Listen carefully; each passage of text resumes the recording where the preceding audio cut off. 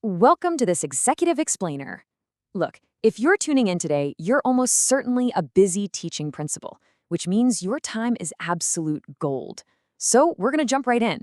We've got a rapid, actionable briefing on the Department of Education's Circular 0033/2026. Specifically, we're unpacking the Homeschool Community Liaison Pilot extension, and we're going to do it fast, focusing entirely on the nuts and bolts of what you actually need to do next.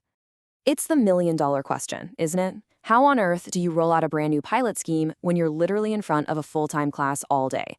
We know you're juggling a buzzing classroom and a mountain of admin.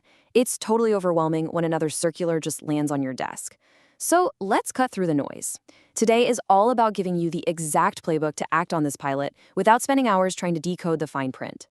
All right, here's our game plan. We'll breeze through 5 key areas: what the HSCL pilot actually is, who on your staff is eligible, how the assignment process works, the funding and management side of things, and finally, where you can find support. Starting right off with Part 1, the HSCL Pilot explained, and what its objectives actually are. So the Homeschool Community Liaison, or HSCL Pilot, basically gives your school a dedicated coordinator to really strengthen those crucial links between home and school life. The whole point here is targeting attendance, participation, and retention, especially for kids who might be at risk of falling behind. Think of this person as a bridge. They're going to be working directly with parents, your staff, and community services to keep those kids engaged. Now, what's really interesting, and honestly a bit of a game changer, is that the Department of Education is taking this model, which we know works, and pushing it way beyond traditional urban DEIS schools. Through Circular 0033/2026, they are officially extending this pilot right into rural DEIS and non-DEIS settings. It's a massive strategic move to see how the HSCL model performs in a totally different mix of school environments. Okay, logistically speaking, there's a magic number to remember here: 5 years. A teacher can take on this full-time HSCL gig for a maximum of 5 years. Once August 31st of their 5th year hits, they've got to step down. And no, they can't just immediately reapply. They actually have to step away from the role for at least 3 full years before they can even think about doing it again in your school. The idea: keep perspectives fresh and let teachers bring all that amazing community insight right back into the regular classroom. Moving on to Section 2, Coordinator Eligibility. Let's talk about who on your team can actually apply. All right, get your mental checklist ready. The applicant has to be an existing, fully registered teacher in your school or your school cluster, with at least 2 years of recognized teaching service under their belts. Also, they've got to do this full-time. There is absolutely no mixing this up with teaching duties. It just gets too messy with conflicts of interest. And you might breathe a sigh of relief here: principals are entirely ineligible. You literally cannot take this on yourself.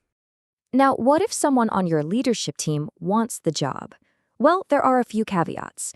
A deputy principal can apply, but they have to temporarily drop their post of responsibility allowance while they do it, which lets you appoint an acting deputy.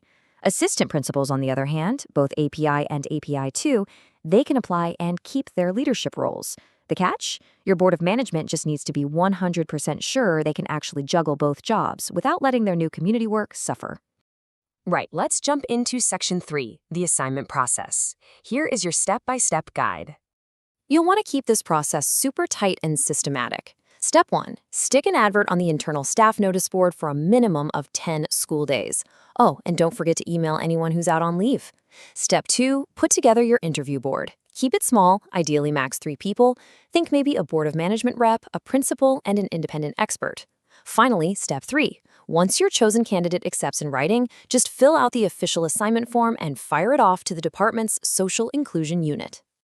Okay, I really want to highlight this next bit because it's a huge compliance trap where administrative errors happen all the time. Even if literally only one teacher in your entire school applies, you cannot just hand them the job. No way. You are legally required to convene the board and run a formal interview process. It might feel silly for one person, but compliance is absolutely crucial here to protect the integrity of the pilot. That brings us to Section 4, Funding and Management. Let's look at the resources you're getting. The good news: this isn't just some unfunded mandate falling into your lap. Your school gets a very real annual grant of €5,000. This cash is entirely ring-fenced to back up your new coordinator and get this initiative off the ground. So, how can you actually spend it? It's pretty practical stuff. You can use it to set up a dedicated parents' room, though keep in mind that means furnishing it, not actually building a new room from scratch. You can buy materials, run specific parental engagement initiatives, and even cover the coordinator's travel expenses for home visits. One quick heads up on the travel, though: you can pay out for mileage, but things like meals or subsistence claims, those are a no-go under these grant rules. For your own sanity, managing this employee doesn't suddenly become a huge headache. The successful teacher just changes their daily duties, but the whole shebang regarding their core contract, their conditions of service, and their ties to your board of management, that stays exactly the same. They are still your employee. They're just wearing a highly specialized hat for the next 5 years. And lastly, Section 5, finding help and support. Let's map out exactly who you can call. As a busy principal, you need to know exactly who to ring when you hit a wall. Here's how it breaks down. If you've got questions about that €5,000 grant or post-allocation, ring the Department of Education's Social Inclusion Unit. For administrative forms or general operational stuff, the Dublin West Education Centre, or DWEC, is your best bet.